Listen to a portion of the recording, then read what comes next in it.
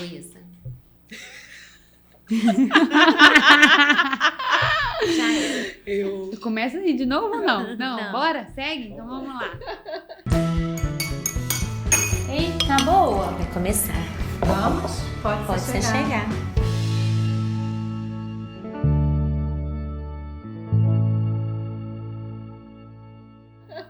Estamos no segundo episódio do Pode Ser Chegar.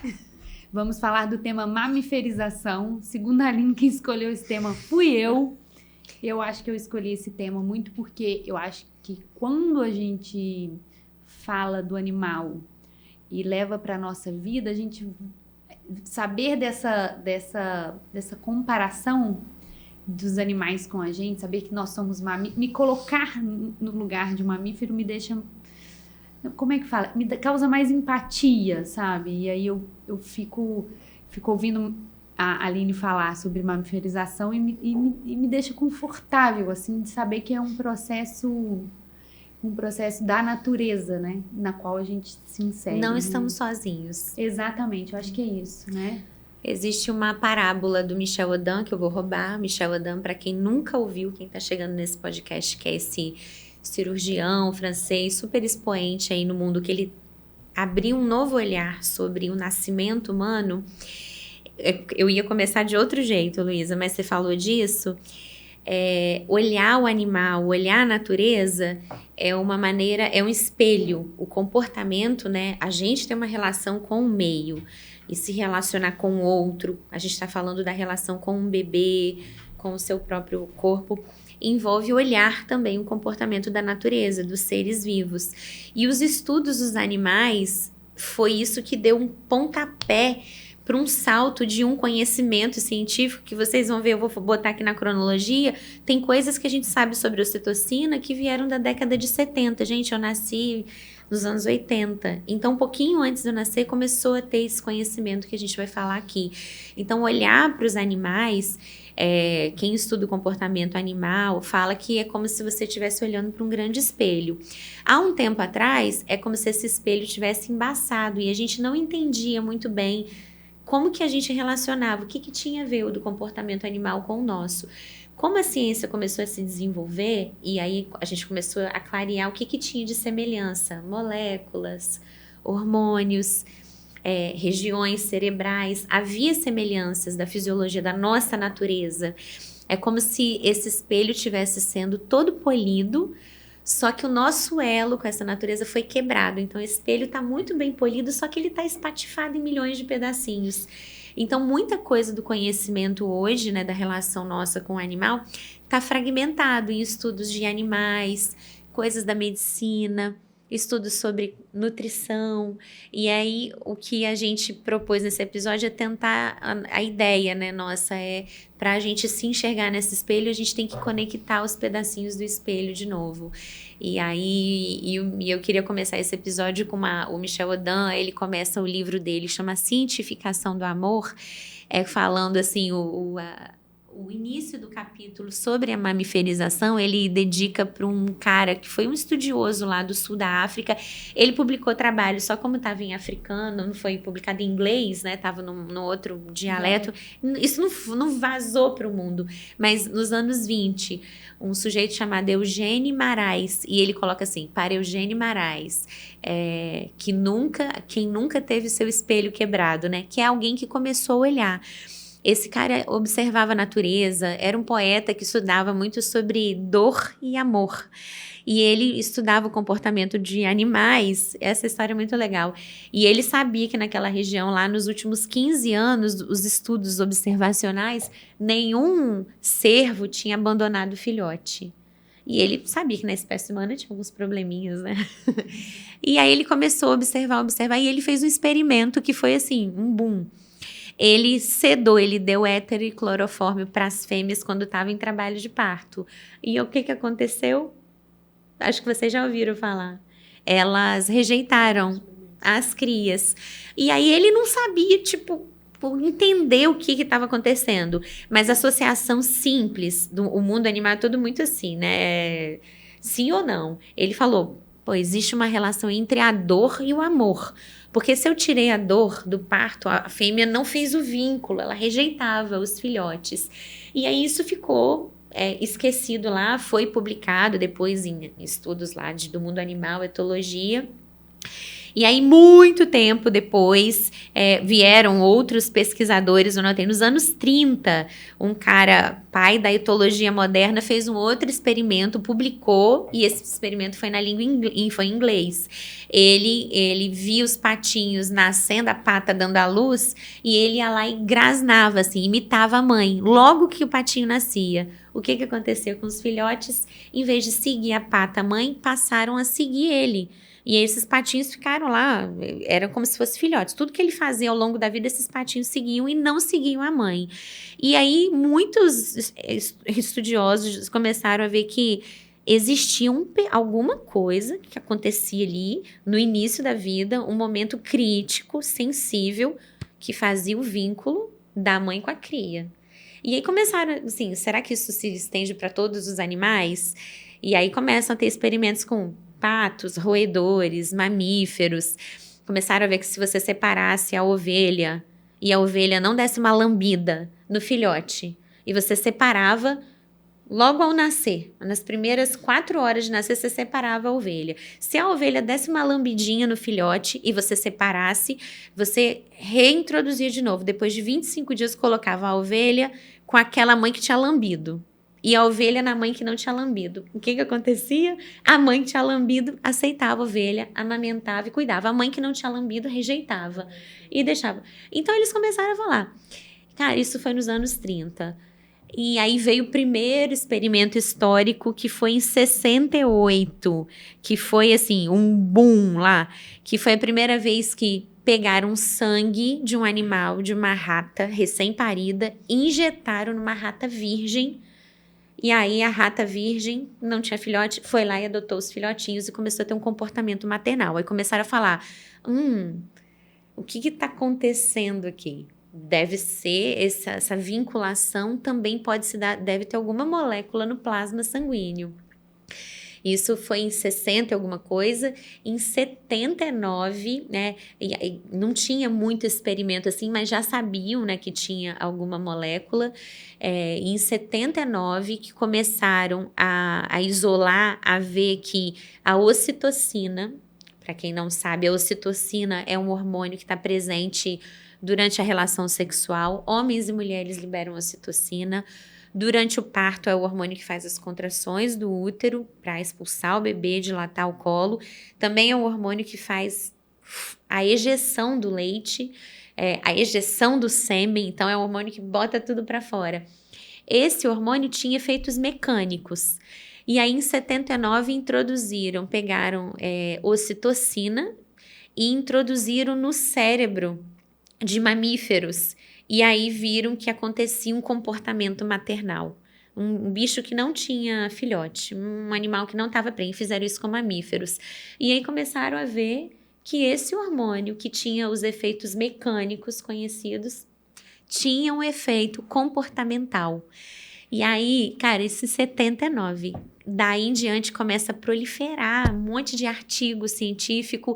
Foi publicado um livro pelo um jornal de fisiologia na medicina, de 500 páginas, é célebre, com mais de 50 artigos, falando que os hormônios relacionados ao parto, né, eles tinham uma função comportamental, eles agiam, induziam um comportamento.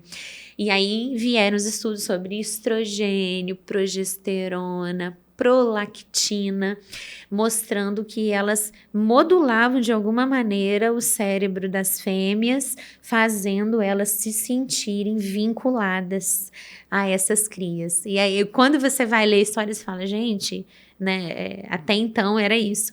E na medicina, Luísa fez medicina, não sei qual é a visão, mas eu acho que nos cursos de saúde em geral a gente aprende o parto assim, Ana, que era a bacia era o trajeto, o útero era o motor que empurrava. e o bebê era o objeto. Então, tudo que a gente estudava de parto era assim, problema mecânico, era desvios do tudo motor, trajeto e passageiro. Como que rodava o bebê, como que, né? Isso mesmo. Então, se não tá nascendo é porque ou tá faltando pressão, era a ideia de o útero é o motor. Se ele não tá contraindo, você bota gasolina, bota ocitocina. E não tinha esse entendimento. E os fisiologistas começaram a juntar os caquinhos do espelho, coisas lá do mundo animal, esse hormônio, e começaram a falar assim, peraí, opa, durante o parto que tem ocitocina, é depois que o bebê nasce que tem o pico de liberação desse hormônio. E essa parte da nossa formação é muito engraçada, né? Essa a visão da medicina.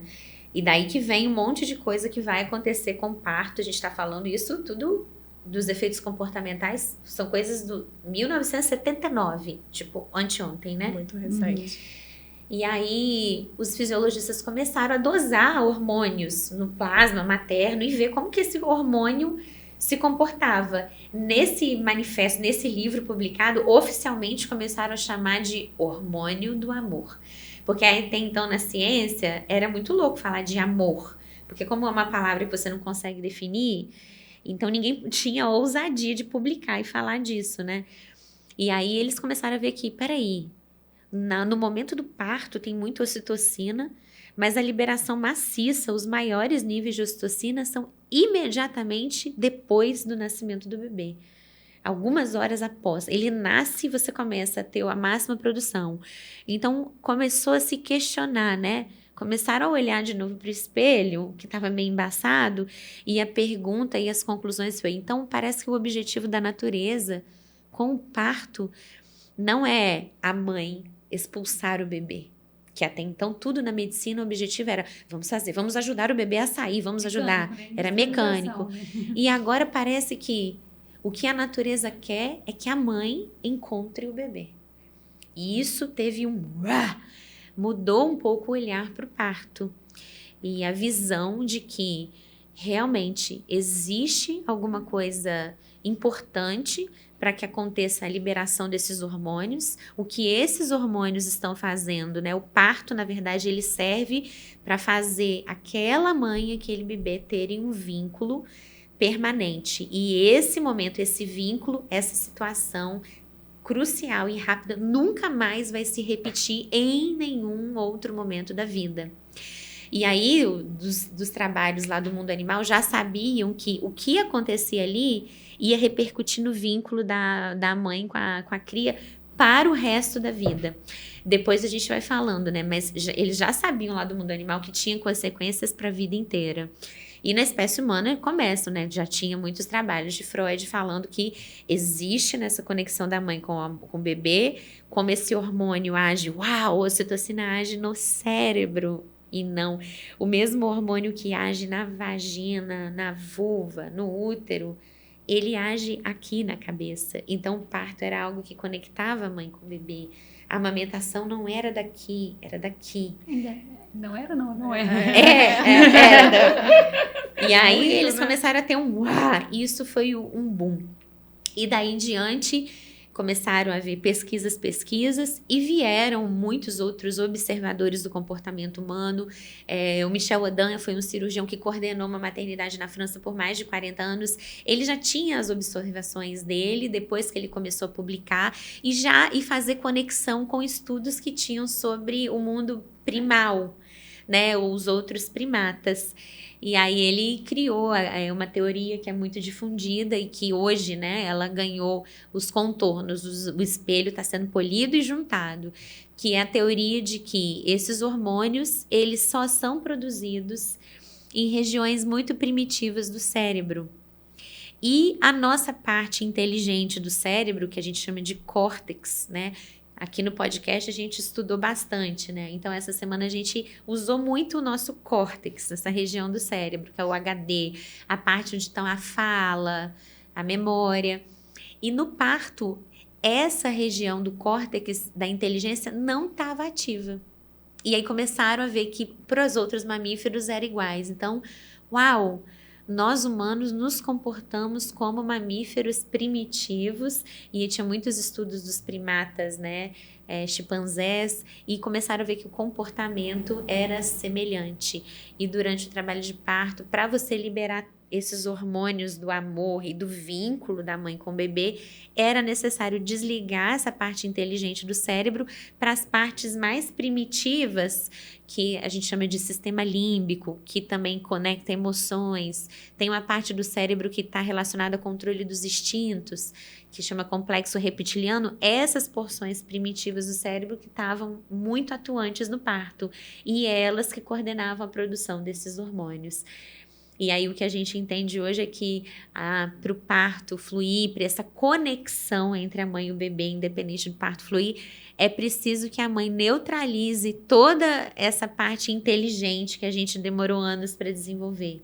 Até quando eu estava vindo para cá, eu estava falando, né, de planos de engravidar, e aí Luísa falou assim: Aline, não, você tem que sair do eixo. Não faça plano. Não, nem faz isso. Se você não sair do eixo, não tá normal. Você precisa sair do eixo. Eu lembrei disso, né? Enquanto você não desliga tudo que você aprendeu, e aí vem o que a gente falou lá no primeiro episódio, a gente deu uma coisa, né?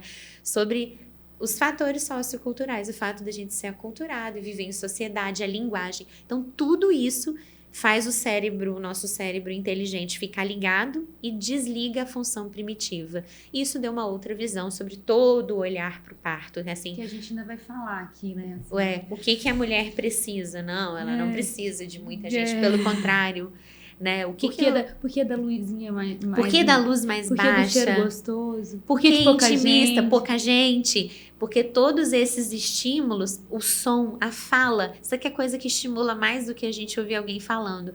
Tudo isso ativa o córtex e inibe a produção desses hormônios primitivos. E aí foram estudos e mais estudos. Hoje a gente tem, assim, muitos trabalhos, inclusive o que tem guiado a obstetrícia moderna baseada em evidência, é você conhecer o papel de cada partezinha do quebra-cabeça quando você precisa, por exemplo, fazer a indução de um parto. Você tem como facilitar ou imitar um pouco a natureza, ou não atrapalhar excessivamente a natureza. E aí vem o conhecimento, assim, né? E aí eu pensei em falar um pouco, mas Ana falou até um pouco, assim, né? Como foi diferente, assim, as suas experiências de parto, como que você acha que isso interferiu, né? Uhum. E aí, como que a separação, uma coisa simples, assim, já, a separação da mãe e bebê, ou a interferência naquele momento crítico, que era o momento lá, né? Separar a fêmea. Se a fêmea não lamber a cria, isso é, se você perturba a interação que tem entre a mãe e o bebê naquele primeiro contato, você está atrapalhando os vínculos que nunca mais vão ter um momento tão oportuno. E aí vem, lógico, que o comportamento humano ele é muito mais complexo. A parte hormonal é muito mais complexa, mas o nosso comportamento não é só ditado por hormônios, né? A gente desenvolveu a linguagem, que é a nossa principal forma de comunicação. Mas é fato, isso é imutável. Existe um momento primal, sensível, crítico, que nunca vai se repetir após o nascimento, né? E de que forma também, né, isso pode interferir as relações e as conexões desse ser humano com outros seres humanos depois no futuro, né? Como que pode atrapalhar esse vínculo que foi feito de forma diferente do que o natural seria, pensando em animais, e nós somos animais, e a gente se desconectou profundamente disso, da nossa natureza humana, quando a gente pensa em natureza humana como seres humanos animais, e como que isso pode interferir depois nos vínculos, né, dos humanos com outros humanos, porque a gente fala muito sobre isso, né, do parto e do vínculo com a mãe, e esse vínculo vai ser construído de outra forma, porque existem outras formas de criar vínculo, mas será que depois não vai interferir em como vai se relacionar com um amigo, com um parceiro, com outros membros da família? É como você gostaria de ser recebido no seu nascimento. É isso. Outro dia eu tava num curso, aí o pediatra falando, essa coisa de parto, que tem que ficar com a mãe, que tem que mamar na primeira hora, que ele foi me dando angústia, sabe? Eu olhei assim pra ele. Aí tinha uma outra professora do lado, eu falei, mas como é que ele gostaria de ser recebido quando ele nasceu? Pelo médico ou pela mãe dele? que é a pessoa que ele, né, assim, até a gente ter filho, a pessoa que a gente mais ama na face da terra é a nossa mãe, né, assim, lógico que o pai tem o seu lugar, né, não tô falando disso, mas assim, é o vínculo tal, primal, né, e aí quem gostaria? Você gostaria que fosse uma sala fria, alguém te aspirando, alguém te levando você embora, você com medo? Ou você gostaria de estar ali no colinho da sua mãe? Você está conhecendo alguém pela primeira vez, né? Como é que você vai se vincular àquela pessoa se o contexto que a gente conhece alguém fica muito marcado também, né? Se não tiver Então, aquela música legal, ambiente, se não tiver uma luz mais baixa, um clima bom, né? É o pôr do sol na lagoa. Isso é natural, né? Todo vínculo, as condições, o ambiente, ele pode perturbar, né? O seu primeiro contato, né? Você está conhecendo alguém e conhecer essa pessoa no momento em que há muita interferência, lógico, se eu tô querendo te conhecer e tem alguém falando aqui demais, eu não vou ter essa conexão com você. Isso que a Ana falou já é uma coisa conhecida da psicanálise. A relação, por que a gente está tão preocupado na interação da mãe com o bebê? Porque hoje a gente sabe que o protótipo de todas as relações humanas são baseadas no relacionamento, no primeiro vínculo entre a mãe e o bebê. Então, todos os nossos comportamentos, os vínculos sexuais, afetivos, né? Existia experimentos dessa mesma época lá dos anos 70 que começaram a observar que quando humanos compartilhavam refeição, eles experimentavam aumento da ocitocina, mostrando que não se tratava de compartilhar comida, mas que havia alguma forma de afeto, já que a ocitocina é o hormônio do vínculo. Então, quando você compartilha comida com alguém, você aumenta a ocitocina. Opa! Então, compartilhar a refeição tem algo, não se trata só de alimentar, tem algo por trás disso. E aí, hoje, a gente está começando a entender a magnitude dessas conexões que se formam, e isso interfere em todas as relações. Então, tem muitos desdobramentos de estudos sobre criminalidade, problemas de relacionamento, que relacionam, por exemplo, partos violentos. Então, tem estudos que associam o nascimento por vácuo, por fórceps, com distúrbios lá na vida adulta, dificuldade de comunicação. Isso é antigo. Mas o conhecimento fala, mas por que a gente não aprende isso na faculdade, né? Na obstetrícia? Porque o espelho está fragmentado. Então, a gente não consegue reunir tudo sobre o comportamento humano. A gente, nesse momento, vai ter que começar a juntar fisiologia com comportamento animal. E quando a gente pensa em estudo, né, os protocolos são muito mecânicos para tudo, não só para o parto. Eu estava até discutindo com as minhas estagiárias essa semana sobre isso, né? O quanto a gente aprende tudo solto na faculdade, como se cada coisa fosse uma parte independente do ser humano, e que, na verdade, chega um ser humano completo no nosso consultório e a gente não consegue juntar as peças de quebra-cabeça. E não consegue pensar num tratamento para ele, às vezes, né? Eu tive um professor de residência que falava assim, o protocolo, ele é um trilho, mas ele não é uma trilha. Ele não é uma coisa engessada, porque senão a gente fica engessado naquele negócio ali e não olha para o indivíduo, né? Não olha para o indivíduo, assim. Então, realmente, a gente, por exemplo, agora que a gente está sabendo que o intestino tem total interação no cérebro, né? Antes a gente estudava o intestino, o cérebro, tipo, parecia que as coisas eram um lado do outro. Como que é? O hormônio do parto, o hormônio que age na vagina, ele age na mama, ele tá no sexo. E aí veio essas questões. O Michel Adan, ele fala que na época que ele tava todo mundo de olho lá no que ele fazia na França, ele começou a botar, foi a primeira pessoa que começou a botar banheira, piscina na maternidade. Chegou uma equipe lá para entrevistar ele, era da BBC, e tinha uma mulher que tinha acabado de ter um parto pélvico, e a equipe perguntou para ela, tem registro disso em entrevista, e perguntaram para ela como ela estava se sentindo.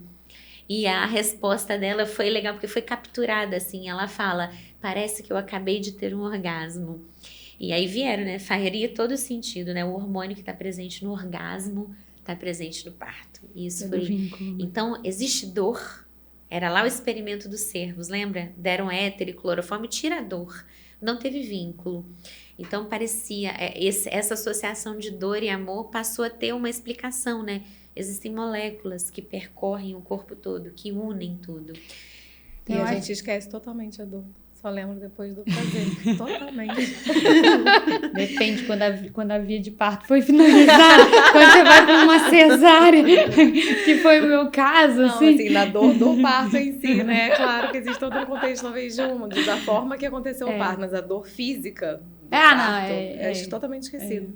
Totalmente. E a mamiferização, eu acho que é isso, né, Aline? É observar os mamíferos e entender que nós somos parte do contexto. Muito semelhantes. Muita semelhança, né? Eu acho que saber que a gente é semelhante faz a gente entender mesmo como ser humano mesmo, né? Assim, Você consegue olhar o reflexo e se entender, né? Exatamente. Olhar o reflexo no espelho. Depois, se a gente fosse ficar falando aqui, dando nome, assim, como que o estudo disso, assim, como tem detalhes, assim, muito sofisticados, assim, começaram a ver, né, que no começo, no finalzinho da gravidez, os níveis de progesterona baixam. Isso é para começar a estimular os receptores da ocitocina. Porque não adianta só você pegar um hormônio sintético, a ocitocina existe, a ocitocina a gente usa, né? Inventaram a ocitocina sintética num frasquinho e ela tem que ser guardada em situações especiais. Não adianta a gente ir lá e eu falo, eu quero que você vá ter um parto agora e botar a ocitocina na sua veia, se não tiver os receptores. Então, tem uma outra cascata que vem antes. Então, o processo já começa antes. O cortisol, a mulher que vive em alto nível de estresse, ele atrapalha a função do estrogênio, que vai colocar os receptores lá nas células de todo o corpo para a ocitocina agir. E depois do entendimento dos outros hormônios, começaram a ver que existia hormônios da família da morfina. Eu lembrei porque você falou que esquece. E hoje a gente sabe que existem endorfinas circulando no sangue da mãe, e o bebê, dentro do útero, durante o trabalho de parto, ele libera suas próprias endorfinas. E essas endorfinas são da família dos opiáceos. Quem está ouvindo aqui provavelmente já vai ouvir falar. Opiáceos são substâncias que causam muita dependência. E que curioso, né? Tem um hormônio envolvido no parto, na mãe do bebê, que causa dependência. E ninguém sabia, quer dizer, tem o hormônio do amor e da dependência. Isso é para criar uma dependência dos dois organismos. Mãe e bebês ficam dependentes, como se fosse um vício. Eles não vivem bem. É como se a mãe separada do bebê e o bebê tivessem crise de abstinência, porque eles juntos começaram a produzir essas endorfinas em conjunto. E as endorfinas são também para fazer a analgesia da dor. Dificilmente você não vai ver uma mulher que acabou de parir falar sobre a dor, né? Ela tá tomada, banhada, tem rios de endorfina. Eu lembro, são as beta-endorfinas, que são super potentes. Eu lembro que tinha até uma paciente nossa em comum, vocês vão saber essa história, que a gente falava isso e o marido dela fazia muito esporte radical, ele falava, nossa, eu já sou viciada em endorfina, imagina as beta-endorfinas, né? Ele falava, como é que deve ser? E é o que a gente chama, né, dar o barato do parto, né? Muita gente cunhou esse termo partolândia para se referir a esse estado de transição da consciência, né? Então, quando você vai desligando... Que a mulher, quando acaba de parir, assim, ela fica ali naquela coisa aérea, assim, você vê que ela ainda não tá ali, é muito legal de ver, né? Que você vê que ela tá... Outra dimensão, Outra dimensão, assim, você fica olhando. E a outra coisa também, que eu dando um adentro aqui, é que nós que acompanhamos os partos também ficamos ocitocinadas. Eu fico extremamente sensível pós acompanhar o nascimento de uma criança. Você menstrua, Lu, no parto? Porque quando eu tô... é um outro assunto. Usa DIU. Mas quando eu tô pra menstruar, quando tem parto, eu menstruo, porque a ocitocina estimula as contrações uterinas, né? Então, se eu estiver na véspera de menstruar e tiver parto, isso acontece muito, né? Com quem parteja muito. As enfermeiras obstetras falam, começa o parto, eu falo, cólicas, e o neném nasce, Não, menstrua. o que eu sinto é uma excitação, assim, é fato. Eu tenho uma sensibilidade aumentada pós ali o nascimento. Eu tenho vontade de ficar aquele bebezinho no colo. Você já me viu fazendo sala de parto? Eu fico agarrando eles assim, ó. Não quero nem soltar pra pesar. Por mim, eu nem pesava o neném, entendeu? Porque eles ficam ali meio no susto. Dá pra ficar aqui? Sensor em mim mesmo de peso. Se pudesse ter uma balancinha pra não soltar o neném, sabe? Podia inventar. Que você vê que eles ficam ali todo... Então, eu falo... Tira foto rápido. Porque o povo quer tirar foto do peso. Eu falo, não fica muito tempo aí, não agarrado, aí eu agarro o menino, tipo, se eu pudesse examinar o menino assim, tipo, sem desagarrar, eu sinto isso, eu sinto muito, assim, tipo, uma vontade de escrever imensa, assim, eu fico toda... É uma coisa que meio que vicia Por emoção, mesmo, né? é muito, assim, é um negócio Como se fosse uma droga, junto super com droga, um assim. excesso de amor, né? É, Como se e tivesse vai dando todo mundo uma... se Se a gente sentindo, produz né? ocitocina compartilhando refeição, provavelmente No parto, quem com assiste certeza. A parto experiência do tem que parto, fazer né? esse experimento, dosar no plasma nosso nível de ocitocina A gente se pós-parto. emociona. Cara, é uma coisa muito gostosa. Dá vontade de sair de lá e ficar grávida de novo, assim. Tipo. E é engraçado, porque tem esse estado de transição da consciência da mulher, em que como ela vai desligando essas conexões com o mundo externo, ela fica realmente desconectada. É muito comum mulheres, né, depois, mesmo tendo ido para uma cesárea, que passaram pelo trabalho de parto, elas não se lembrem da cena. Eu não lembro nem como que eu fui internada, né, no hospital. Eu não lembro. Quem estava aqui na minha sala de parto? Algumas, quando veem fotografias da sala de parto, falam, gente, não, nem sabia que era isso. Elas nem sabem, né, se é dia, se é noite. E um outro hormônio, se a gente fosse para esse estado de transição de consciência toda a vida, isso ia colocar a gente para dormir. E aí tem um outro hormônio, né? Existem hormônios da família da adrenalina e da noradrenalina. A adrenalina, né, é o hormônio que fez aqui, a Ana, assim, beber água agora. É o hormônio da luta, do alerta, luto-fuga. E a natureza coloca esse hormônio que faz reações, né? Faz você quebrar moléculas de glicose para você ter energia para dissipar para os músculos. E isso foi uma vantagem evolutiva de alguns mamíferos. Quando a ocitocina, minutos antes do parto, a adrenalina, a mulher libera uma descarga de adrenalina, fazendo ela ter uma mudança de postura. A hipótese lá no mundo animal é que quando você está com adrenalina, isso faz a mulher conseguir assumir uma posição verticalizada. Isso é uma vantagem evolutiva para que você defenda a cria. E a posição também ereta, verticalizada, ativa receptores de gravidade no bebê para que ele, nessa posição, o bebê, quando a mãe está em pé, é mais fácil ele procurar o seio, porque os outros receptores, né, eles vão se sensibilizando com o tempo. Então, a mulher com adrenalina e o bebê tem aquela descarga de adrenalina, porque esses hormônios fazem o bebê se adaptar à diminuição do oxigênio, que a gente chama de hipóxia na medicina, que é comum na fase final do parto, a hipóxia. Por isso que o bebê nasce, né, menos perfundido. E ele tem uma adaptação. É para isso a adrenalina do bebê. E quando nasce o bebê, você vê claramente que ele tá cheio de adrenalina. Como, né? Você vê a pupila dilatada, os olhos atentos. E a mãe também. Então, fazendo ali, você tá pronto, né? É para receber todos os estímulos. Por isso que o bebê, ele franze, né? Dificilmente ele vai conseguir ter conexão quando você tem um excesso de luz, porque ele já tá com a pupila totalmente dilatada. E aí ele tá com os outros sentidos mais apurados. Então, na mãe e no bebê, quando você ativa esse cérebro bem primal mesmo, só a parte intuitiva, você facilita as outras conexões e os outros sentidos que vão por vir, né? E a gente vai falar muito depois sobre a amamentação. Inclusive, isso cria o cenário, assim, favorável para se estabelecer naturalmente a primeira mamada. Então, tinha os estudos mostrando que o bebê, ele já buscava o seio, né, na penumbra, quando você não perturbava o vínculo da mãe. Então, a mãe é muito comum que ela olhe, a primeira reação intuitiva da mãe é buscar.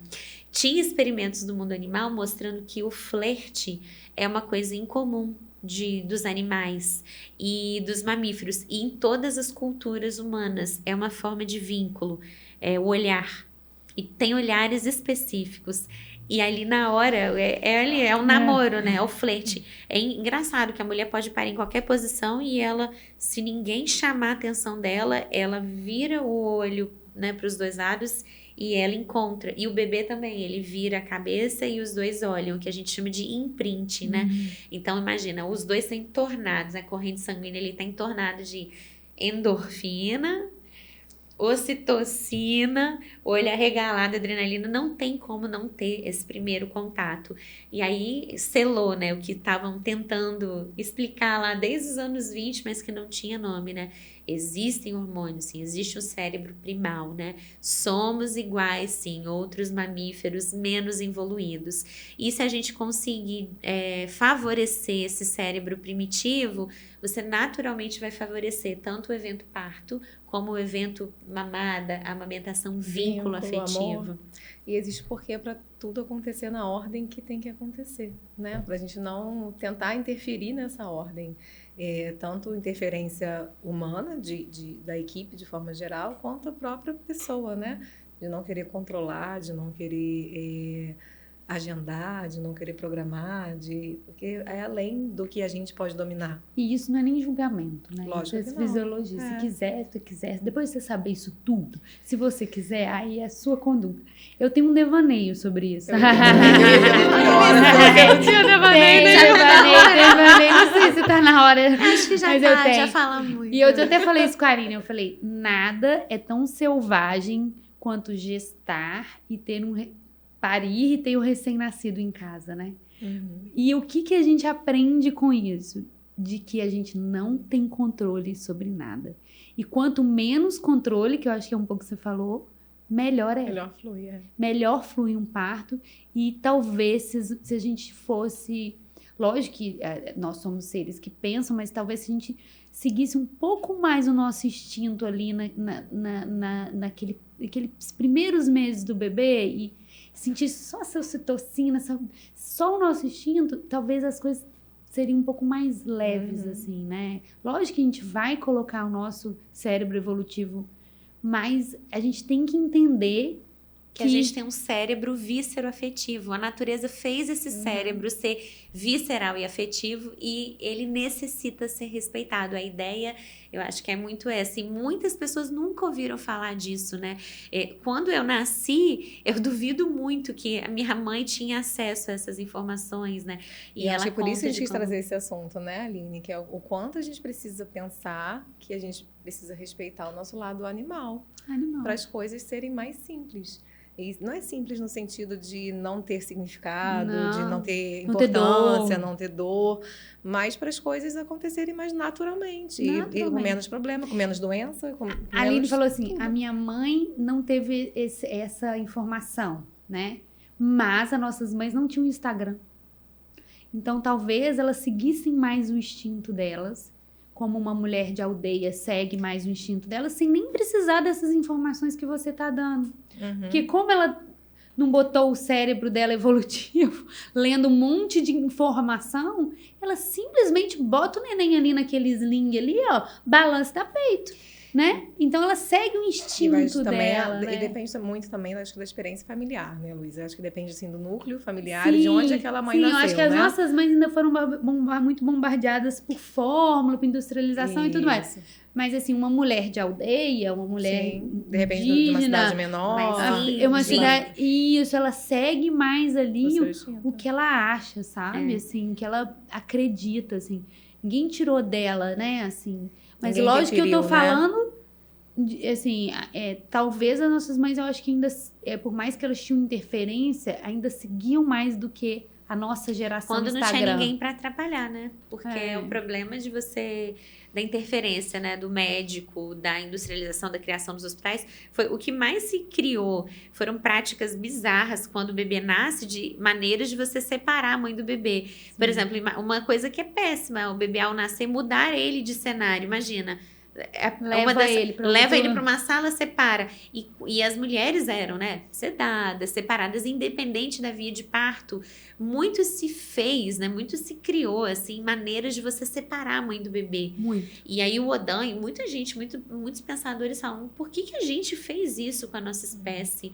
Se intuitivamente a gente já observava que pode ser tão importante. Os nossos valores, será que ninguém pesou?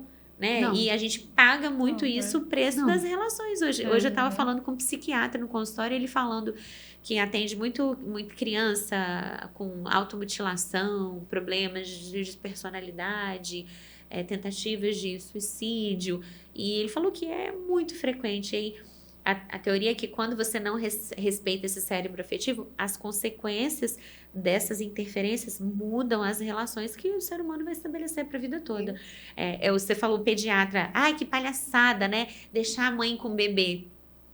Provavelmente falam que a gente se comporta diante de um parto da maneira que a gente se comporta, como a gente foi recebido no mundo, né? Assim, o seu vínculo afetivo, como você se relaciona, diz muito sobre a sua relação.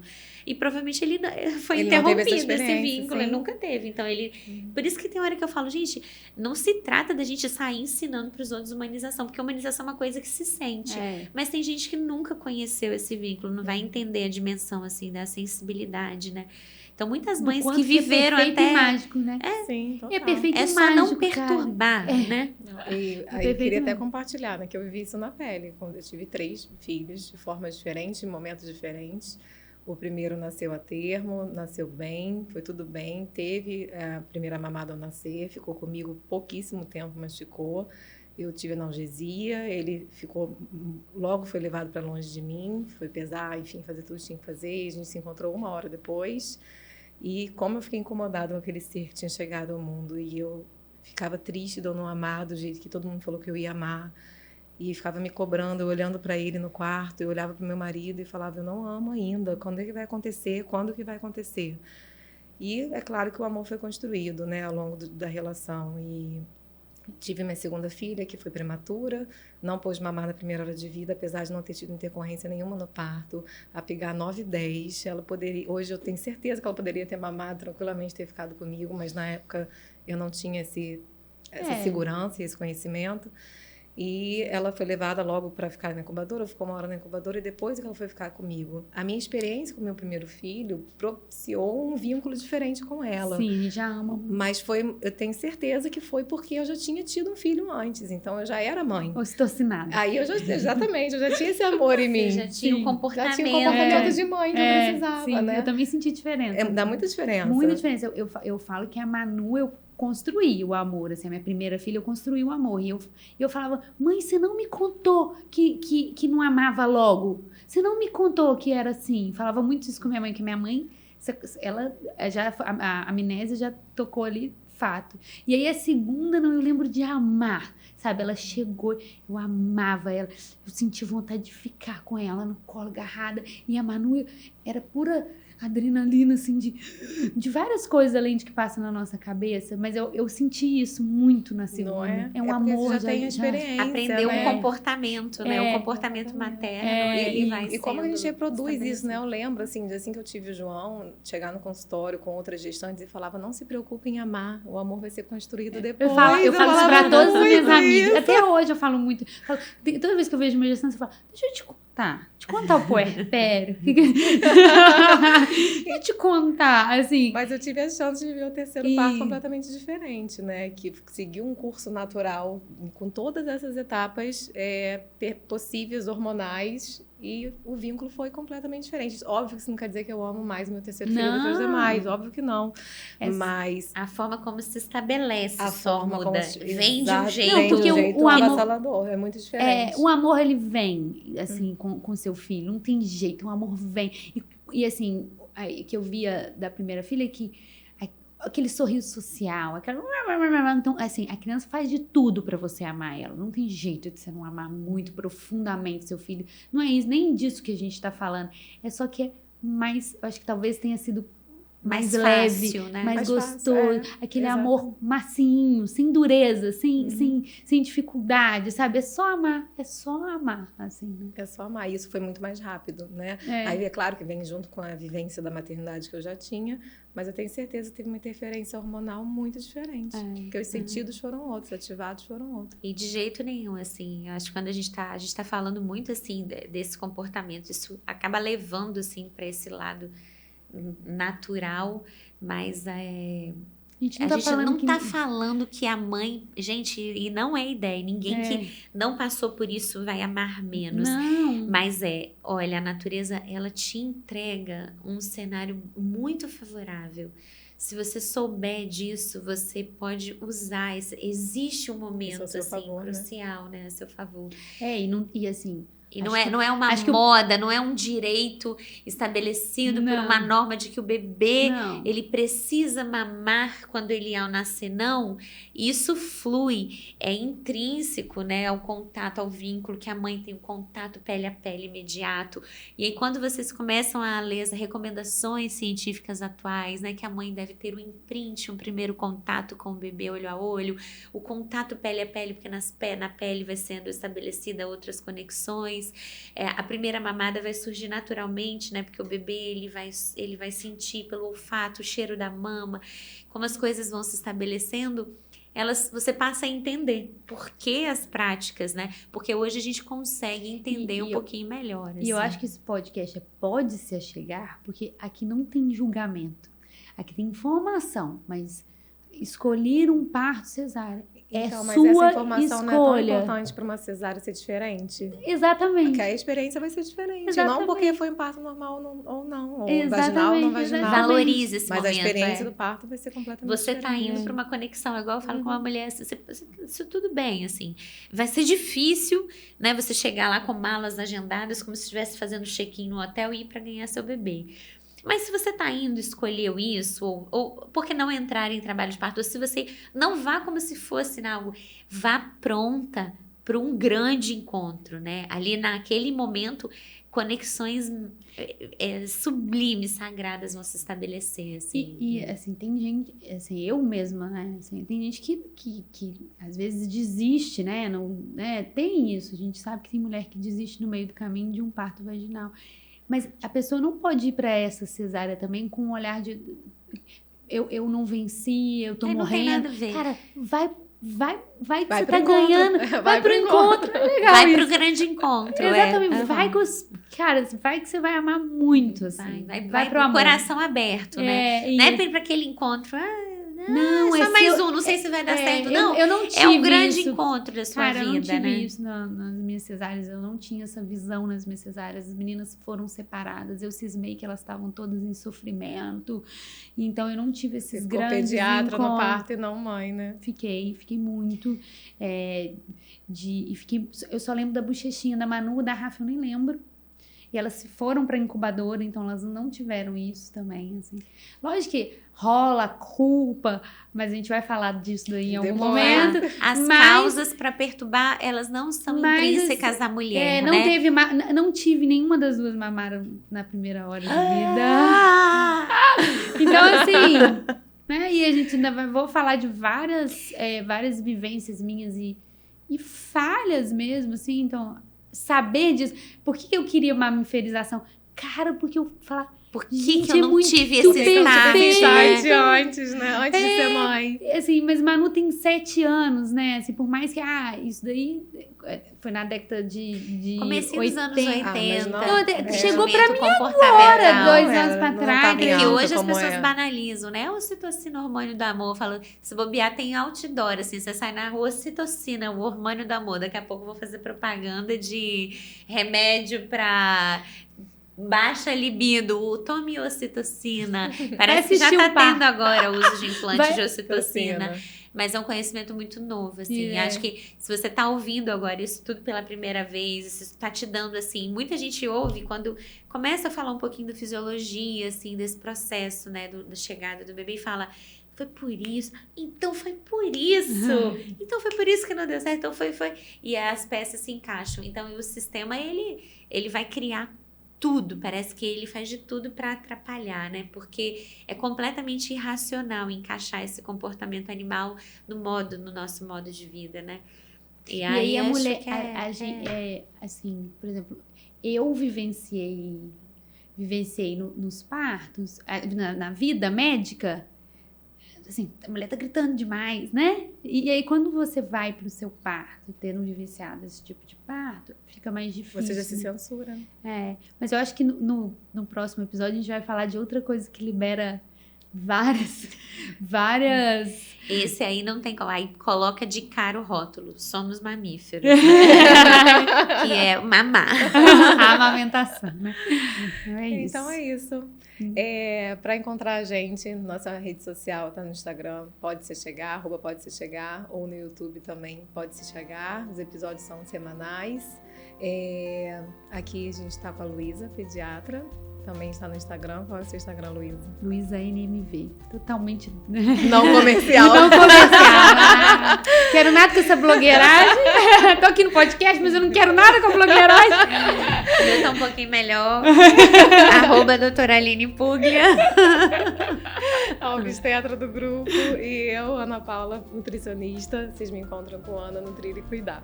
Também no Instagram. Pronto. Beijo, até a próxima.